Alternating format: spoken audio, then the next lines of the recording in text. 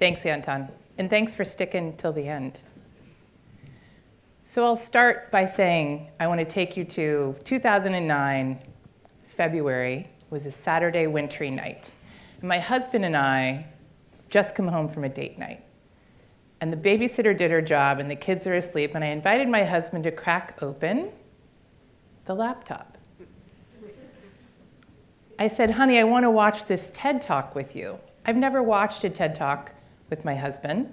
I'd seen a few on my own. And this woman named Elizabeth Gilbert, you know, the one that wrote Eat, Love, Pray, won't it be great, you and I watching this together? He obliged, and about halfway into the talk, I hear this loud roaring noise. And I look over, and there's drool and snoring coming out of my husband. And I just decided to give myself license to finish the talk and watch another and another. For those of you who've ever been on the TED site, that happens, right? And I ended up watching a few more and then finding myself on the TED blog, which at that point was just sort of a rudimentary place where they threw a few announcements and information. And the day before, they had announced this thing called TEDx. So remember, this is February 2009. And as I read this description about this license program to be able to bring the TED conference to your home, meaning a licensed TED event. So the big TED conference had been going on for about 25 years.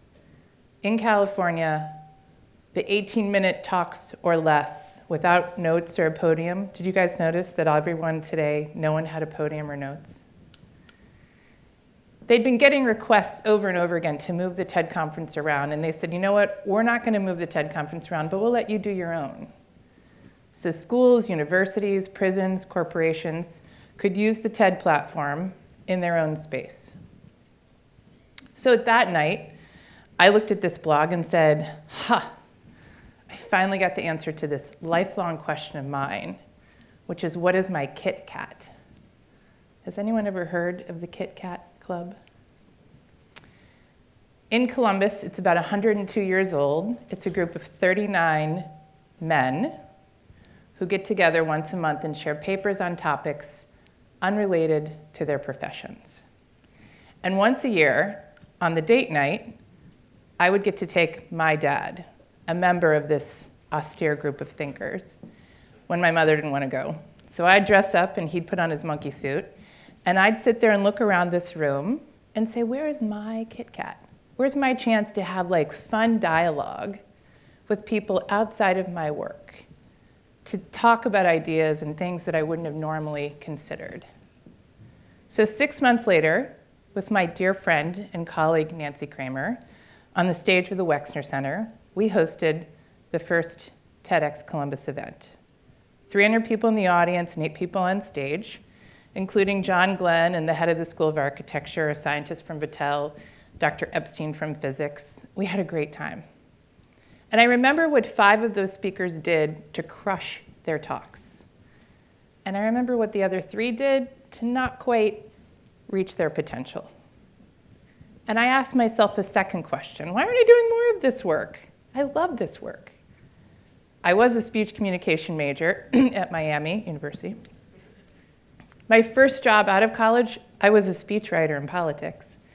And despite my love of my public relations practices, I wasn't as interested in answering the media calls as I was helping my clients get up and give important messages from the oratorical stage. And so that's what brings me today to you, is I narrowed my practice only to helping people in the space, public speaking, structured thinking, storytelling. My practice is one part TED, and a lot of parts helping general population executives, nonprofit, private companies get their, you can tell I'm stumbling at this one important point, right? Help people reach their potential in being speakers. So the question that was posed to me today to answer for you is, aside from a great idea, what is it about these talks that make them TED-like? I wasn't a part of the picking of the speakers. I gave a little bit of advice to Dr. Payne and others, but they took the ball and ran with the curatorial process of how do you pick a diverse group of 12 speakers. Did you not feel the salt and the sweet the heavy and the light balance of everyone together. I want to give you guys credit for doing a great job of finding a great collection of ideas to present in one stage.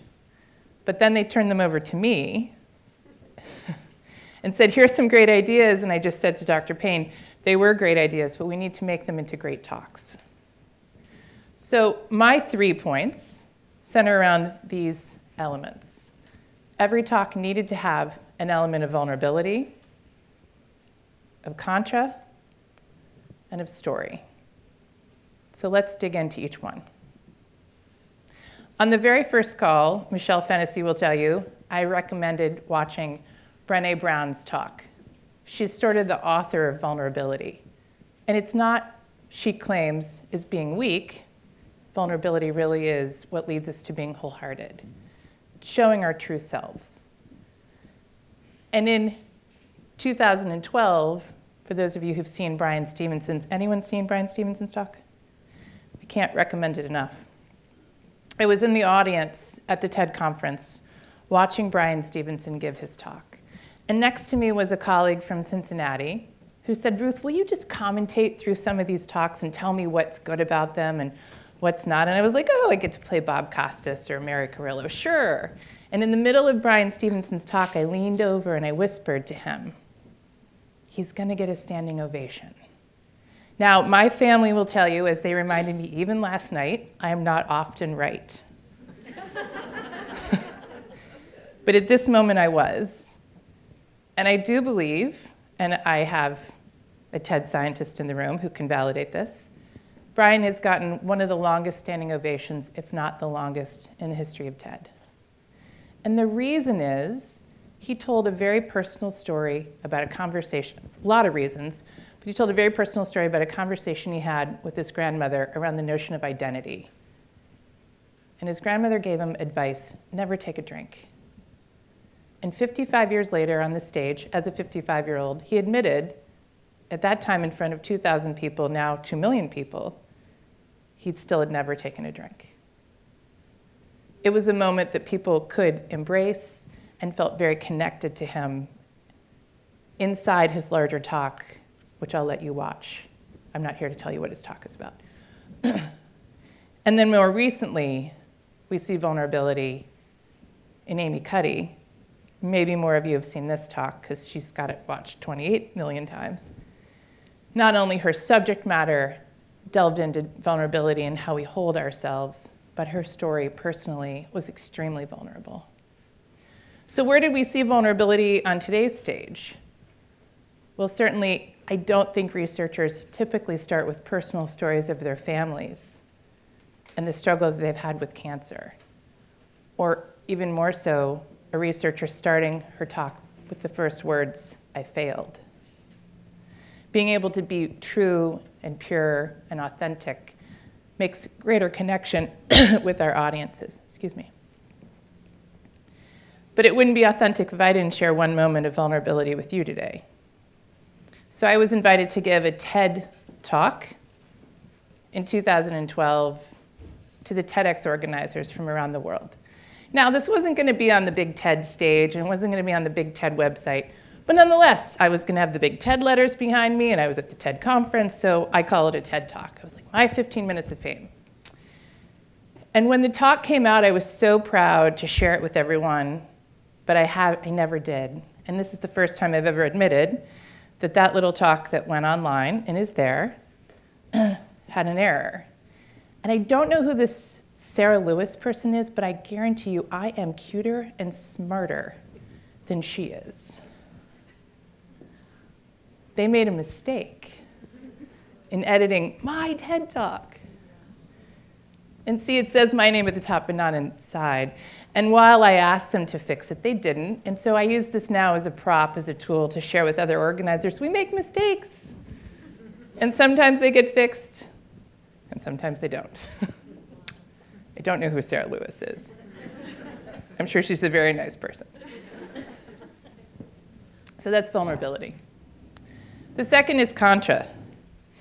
My favorite question I ask my speakers, and I ask it of every single one, is what's at stake for your audience inside your message? Think about that. What's at stake for your audience inside your message? Not what's at stake for you or your research, but what's at stake for them. And then I relate it to the heroes and villains in our lives. Well, we don't talk about fiction inside deep research and important subjects. We can learn a lot from the Batman and Joker. Because if I don't feel or see or believe your villain, I'm not going to root for your hero. And so when we think about where did we see heroes and villains inside the talks today, where did we see the friction in the contra? Clearly, somebody not being able to walk or move against somebody being able to walk or move. And Randy did a nice job of turning what used to be a hero, electronic health records, into a villain and presented a new hero. Remember, we have to see the villain in order to root for the hero. And then I ask myself, so if Ted's the hero, what's the villain? And it's clear to me, it's two words. They start with P, PowerPoint. This is a true slide from the Department of Defense. And I want you to notice that we did our best to encourage and coach the speakers to use slides in a limited capacity. They're meant to resonate and engage you with their story. I think maybe one or two speakers came to the first coaching session with a deck ready to go. And my response always is, let's put that aside for a second and talk about your idea. And talk about the stories that you're going to share to support that idea and the data that you want to share and fit it all into 10 minutes, right? So if PowerPoint is the villain and Ted might be the hero, I'd like to say that story really is the thing that carries the day. And if you think about the one person today who didn't use a slide, what did she use? How will we forget the moment where she's inside the room with the patient coding, getting on top and performing CPR? She didn't need a slide to tell that story. Every single speaker today was charged in different ways with trying to pull down specific story, which I say is a bridge between what we know and care about and what we don't yet know and care about. Think about that. A story is a bridge between what we know and care about and what we don't yet know and care about. And the reason it works is because it evokes the senses. We could see the grayness in that patient's face. We know what a hospital bed looks like. We know what CPR training feels like. And for Eileen, that was the bridge that got us to remember or got us to connect with how she thought pump therapy training should be organized, the same way she was trained in CPR.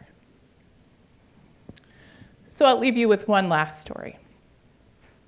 A few months ago, I was invited into a conversation, much like the way this conversation started here. I got an invitation by Dr. Payne to come to a conversation that says, we want to use the TED-like format for our conference. I show up, I tell them how it works, and they can decide whether or not they want to do it, and you can tell what happened. In this particular case, at another company, I was invited to the fancy C-suite for the same sort of conversation. And I got the sense through the initial introduction that the person didn't really understand the TED platform. And so I just simply said, can you tell me what inspires you about TED that you want to bring it into your company, that you want to bring it into this program and this communications effort you're doing? And she said without missing a beat, oh, of course, because it's engaging, it's quick, and it's easy. And I took a deep breath and I said, gosh, I agree, I totally agree. It's engaging, absolutely. And it may be quick and easy to watch, but there's nothing quick and easy about preparing what you saw today. The speakers went through more motions and energy than they've probably done in a long time to give any talk.